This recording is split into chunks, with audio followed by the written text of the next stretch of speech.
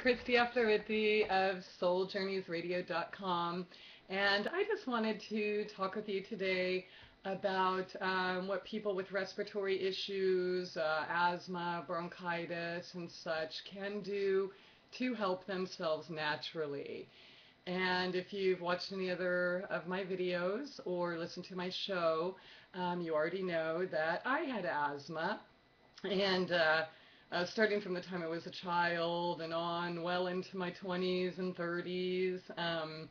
When I was a child, of course, I didn't know any better. I just ate whatever I was given and took whatever pill I was given.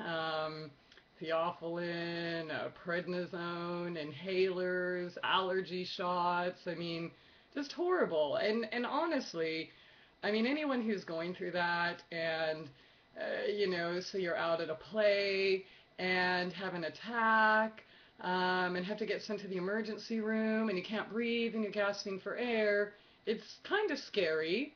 Certainly doesn't feel good. I remember I had it so bad. I mean, I was allergic to so many things. If I went to a restaurant and ordered a salad, if it had any sulfites in it, I was in the emergency room, within 2 or 3 hours later, because even all the inhalers and pills and everything they gave me did not do it.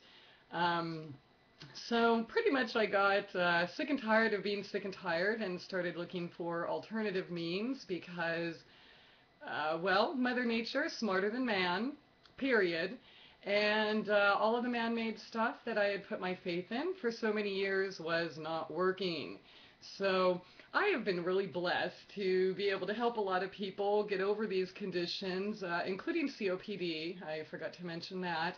Um, and it's really, really easy. So I just want to share with you a few things that you can do at home, anyone can do. Herbs and essential oils, things that you can implement into your diet today. So first of all, just to give you a little bit of background and understanding on how all of this stuff works.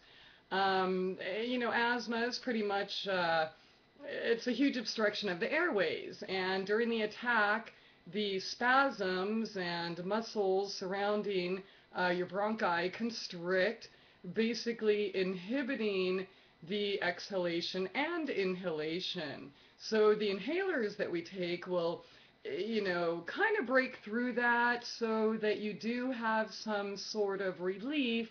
Unfortunately, as you know, if you're suffering through this, it's short-term relief. Not to mention, if you actually look at the ingredients in it, it leaves little deposits behind that, certainly aren't good for you and kind of facilitate your need for more. Mucus, of course, is a huge problem and reason people have asthma attacks. And the mucus basically gets stuck in your lungs. And, your tubes, the bronchial tubes, your airways, they fill up with mucus, kind of like clogged arteries or something, and there's no way for the air to get in or out. So, number one, I'd like to suggest to stay away from mucus-forming foods, which are pretty much anything acidic. What's acidic? Dairy, for one. Dairy is huge. I mean, even for me now, I haven't had an attack in I don't know how many years because I've been using the method that I'm about to share with you. But even, I haven't had cheese for a long time either because of this. But when I do, sometimes I get that craving. I'm human. Pizza's cool. And, it's just, I don't really think that health, you have to cut everything out entirely forever and ever. Always be open to allowing, if you feel like you want a pizza once a month or whatever, go for it. I would prefer, though, make it yourself. That way you can avoid all of the chemicals, and there's nothing better than homemade sauce anyways. But moving on, even today, when I have cheese, like, I get constricted here, like, immediately. And sometimes I wish I had an inhaler for temporary relief. So, as you start to heal, you're going to be able to feel those things and listen to your body a little bit more so you'll know what's not working. So, dairy, big one, milk, chocolate milk, that whole milk, it does a body good thing is totally garbage. I mean, first of all, cow's milk is for cows. And even cows really don't drink it after a certain age, kind of like humans. So let me give you a quick solution. If you really feel like you want milk for some reason, you can make your own homemade almond milk. Just get a high power blender. And if you can't afford a Vitamix, I can't either, so don't worry about it. Just go get a Ninja. They sell them at Lowe's, maybe around, or they did last time I checked. I'm sure you can Google it though. Ninja. It's a pretty high-powered blender. It's about the best of the cheap I think it's the best of all the cheap models, and I know because I bought all the cheap models. But this one actually works. So then take about, let's say, per 1 cup of almonds, raw almonds, please, not roasted and salted and all of that stuff. So about 1 cup of raw almonds, you can use 3 to 4 cups of water. Let them soak ahead of time, at least a couple hours. It just makes it easier. Whip it up, blend it up. Then you can put it in a cheesecloth or even a linen or muslin or something, but get a cheesecloth and just strain it if you don't like the chunks. Now, if you like flavor in it, I do. I always put like a little dash of cinnamon, a little dash of anise, and a little dash of vanilla. And if you want to go from there, say you have children or whatever, put a little carob or cacao in there, and there's your chocolate milk. But anise and cinnamon are also good for your lungs and your blood system. So there you go. That's how you make your substitute for milk if you really, really feel you have to have it. The other things are super easy. Just go get some food-grade hydrogen peroxide, H2O2, food grade, okay? 35% is probably the best because 12% I've tried it, and if you taste it, see, the thing is you're going to want to drink it. And if you don't like how it tastes, then you're probably not going to drink it. So get the 35%. Then go to the store, get several, just makes it easier, gallons of distilled water. Unless, of course, you're lucky enough to have your own distiller. But you want to use distilled because you don't want the high oxygen content or anything interacting with any of, the arsenic or lead or mercury or fluoride or anything that's in your tap water, never mind all the drugs and everything else that's in there. So this is the easy way that I've found. Per gallon of distilled water, now just start off with 3/4 of a teaspoon. Just a little bit. 3/4 of a teaspoon per gallon. And whatever hopefully you can replace your sodas, because sugar is another thing that leads to spasms, mucus building, acid producing. You do not, you kind of want to, if you can't cut it out entirely, just reduce it as much as you can. Now, okay, so you're going to start off with 1 gallon of distilled water or 3/4 of teaspoon H2O2 per gallon. The next week, you're going to put in 1 teaspoon per gallon. The week after, 1 1/4 teaspoons, and the following week you can build up to 1 1/2 teaspoons. Okay, so how much water do I need to drink? According to research by Dr. B and Masuro Moto and other people, in fact Dr. B actually cured people in prison with just using water. Of course, I wouldn't want to be drinking prison water today, but he came up with an effective solution. So say you weigh 100 pounds, like I know anyone that weighs 100, but let's just say you weigh 100 pounds just to make the math easy. You want half your weight in ounces in water. So if you're 100 pounds, half of that is 50. That means you need 50 ounces a day. And that's for normal activity, everything normal. Now, this is the kicker. And this might hopefully be a reason why you want to drink less soda and beer and Lipton tea and all that other stuff. Um, every, say, 12-ounce beverage, whether it's beer or Coke or whatever, you're going to want to double that amount in water to make up for the dehydrating effects of the garbage that you just took in. So let's say I'm 100 pounds and I know I have to drink 50 ounces of water a day for optimal health under normal conditions. That not excessive heat, excessive sweating, excessive exercise. Obviously, you're going to up it for that. But regular, normal, semi-sedentary person, 50 ounces. If I have that one 12-ounce beer, then I am going to have to add 24 ounces on top of that. So that would already take, that would take you up to 74 ounces. Coffee, all of those things. So coffee, tea, soda, beer, things that aren't good for you. So the best way to do it, of course, is to not have those at all. So maybe try replacing one of those beverages a day with the distilled water and the H2O2. Now, what I do, and I do it by the gallon because it's just easier to measure a couple drops in every glass you drink. And I mean, who pours a glass of water for themselves anymore anyways? And it's, you're probably working and have kids to take care of and, dance practice and all of these things. You're running around, so pour them in bottles. I'm sure you have some bottles lying around. Don't throw them away. Reuse them. So I fill up my gallons and then I fill up my bottles. I never leave home without it. I have one here. I have one by my bed. I always have it with me. And I add one more thing to this water. And this is the distilled water with H2O2, food grade, not the stuff that you get on the shelves in the drugstore, the 3% for topical use. Do not take that internally. Peppermint oil.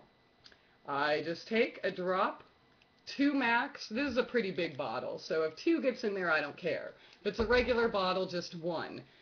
Peppermint will totally help clear out your airways. I mean, you'll literally feel instant relief. In fact, I was visiting someone in the hospital a few weeks ago, and everyone was really excited. And so one of the grandparents, she started to have an asthma attack. And she looked around for an inhaler, and she's like, oh my God, I forgot it. Ah! And I'm like, don't worry about it. I got what you need.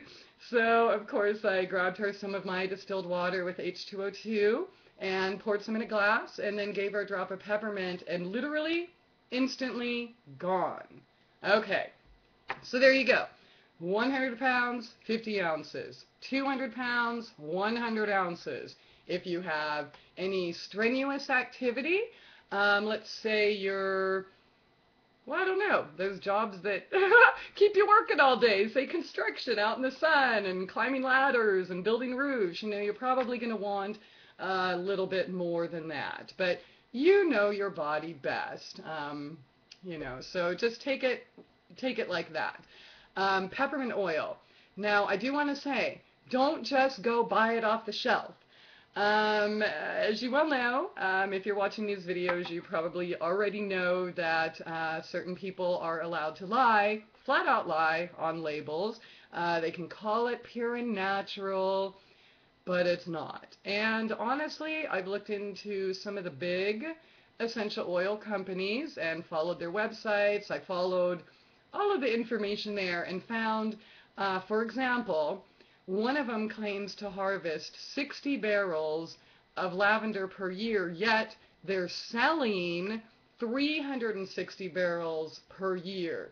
And then you follow it to their lab and find out that they create oils. So the only one I would trust to put in my water, I've been doing it for 4 years now, is Peppermint Jim from the Crosby Mint Farm up in Michigan. So you can go, it's the oldest, longest family-run mint farm in America. Just beautiful people. Plus you're supporting the backbone of America, not some, who you don't know who you're supporting. And I'm sure there's other great essential oils out there.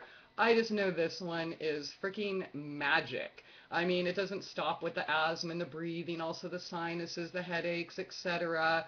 And, you can, oh my God. Inhale, put some on your temples. If you have sinus issues or congestion, put it on your neck, your chest, your throat, whatever. But yeah, I always put a drop or two, depending on how big the bottle is. This is a big one, so this might get two. But more is not better. That's the thing with essential oils.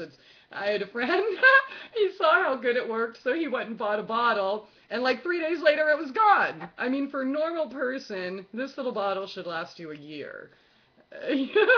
But anyways, it was gone like 3 days later. I'm like, dude, go put some oil in your water. He's like, I can't. What do you mean you can't?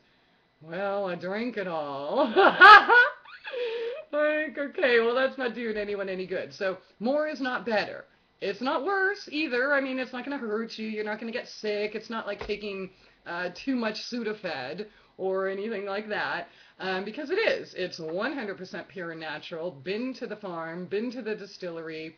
They've expanded out to Arizona. They're growing out there now. So anyways, go to peppermintjim.com. If you listen to our show, he's been on there, I don't know, at least 10 times talking about all the other amazing properties of mint. But really, mint and maybe one or two other oils can literally replace your entire medicine cabinet if you're still using things like that. So it's great for pain. It's great for tons of things, but I'm going to keep that. I'm going to put that on another video so I can keep this one as short as possible. So, okay, we got the water down. You need half your weight in ounces for optimal health. Now, when you're doing this distilled water thing, make at least half of that water intake per day from your distilled solution. Okay, so, say you have to have 100 ounces a day, make sure at least 50 comes from that. And like I said, it's just easier to do it per gallon than, getting drops all over the place and forgetting. And that's just a surefire method that's worked for me and everyone I've been able to help. So there you go.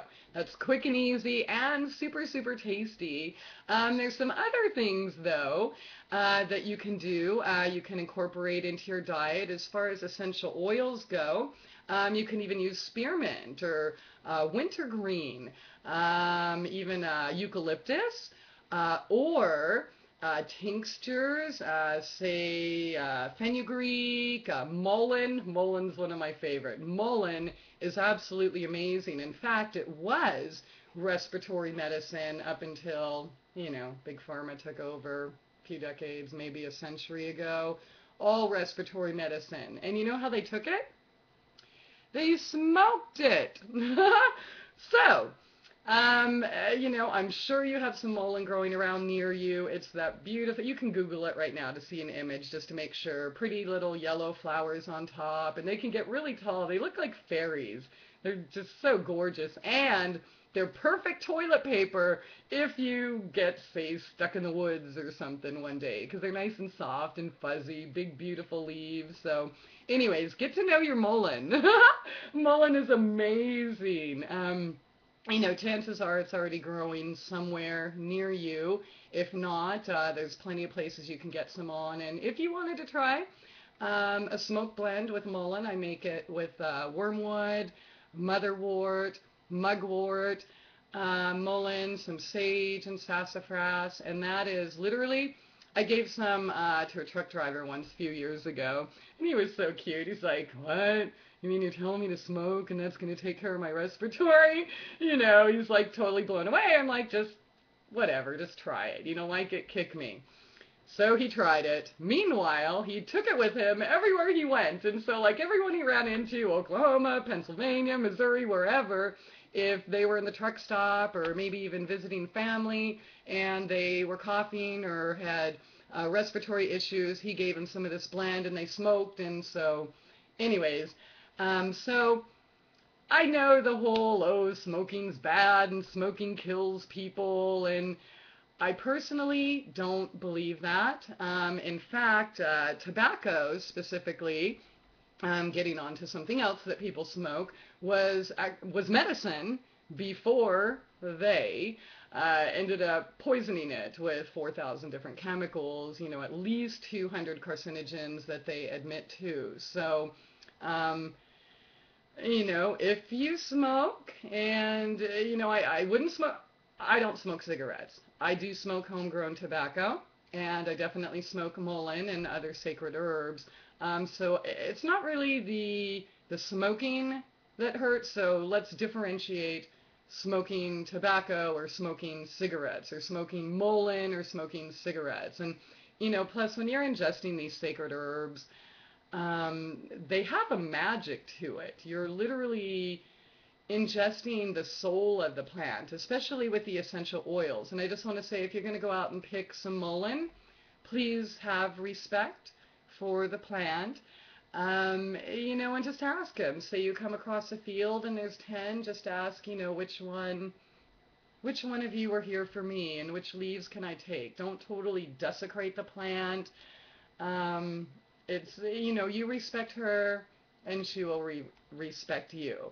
So there's a few solutions there. Now, with the other essential oils I mentioned, say pine or eucalyptus or wintergreen, anise, things like that. You can make like a compress, however you want, with a little towel, put it in water, or actually you put a bowl of water, put the oil on top, and stick the compress in the water.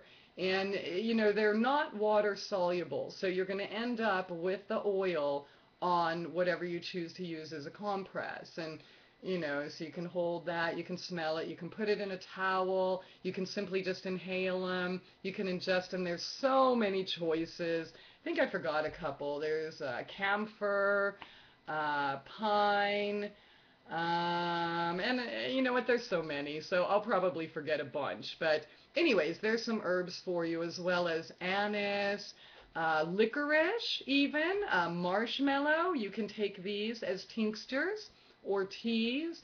How do you make a tincture if you want to make your own? Say you have a whole bunch of hyssop growing in your front yard, or even slippery elm is super good for you. You can just cut off the slippery elm bark of your tree, dry it out. What else is good? Ground ivy. I'm sure everybody has ground ivy, because they're always trying to kill it. Help! And comfrey is another one. Lobelia as well. So say you want to make your own tincture, you just get a mason jar, quart full. I'd say use, I'm really not good with measurements, because I don't really measure anything. I just go by feeling. But just fill it up as much as you can. It's nice and stacked, and just fill it with, a lot of people use vodka. Everclear, is probably better because it has a higher alcohol content. And then just shake it up every day. Shake it up, shake it up, shake it up.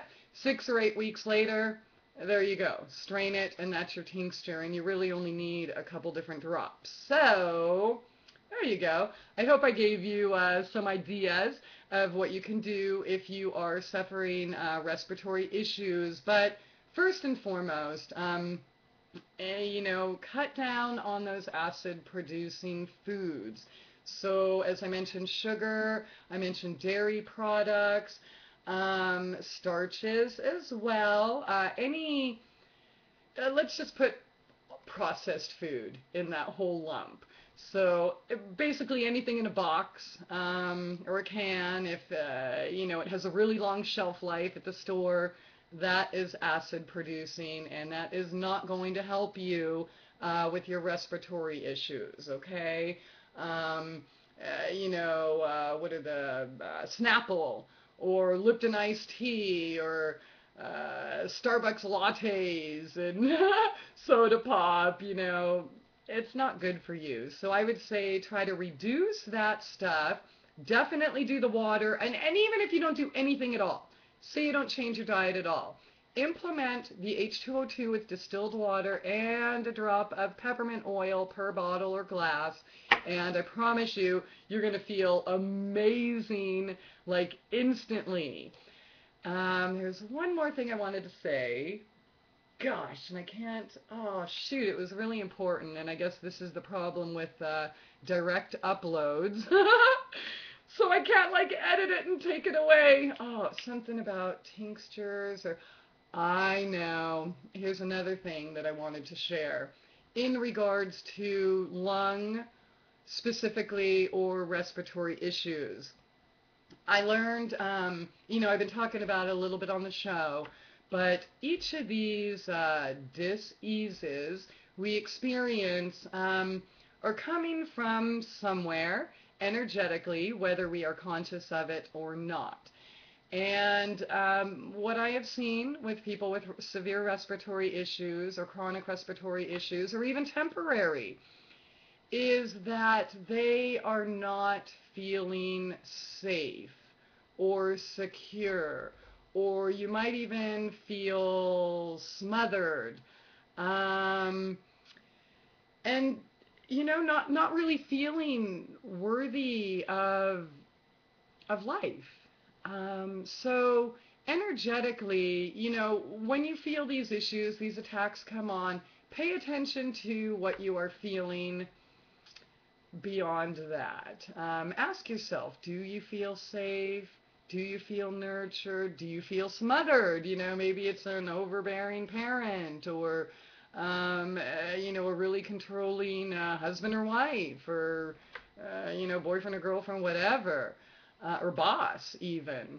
Um, so pay attention to your feelings, and I think you'll come to a point where you see how these emotions are also contributing to whatever illness we're experiencing. So hopefully I mentioned everything I meant to say. Pay attention to your emotions, pay attention to your food, get some H2O2, 35% food grade. You could probably get it at any local health food store. If you can't, go to dhealthstore.com. He delivers quick, been sending everyone there.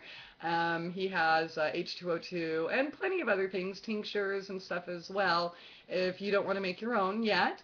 But I promise, once you start doing it, you're never going to go back. And the best part about it is you're never going to go back to those aisles in the drugstore looking through, they spend billions, tens of billions of dollars a year. And you're never going to have to go look at that big clusterfuck. Like, oh, which one do I need? You don't need any of it. All you need is to take care of you and love yourself. So bam. Hopefully that helped. And you all have a wonderful day, evening, morning, wherever you are, whenever you're listening to this. And hopefully we'll see you over at souljourneysradio.com. Good night.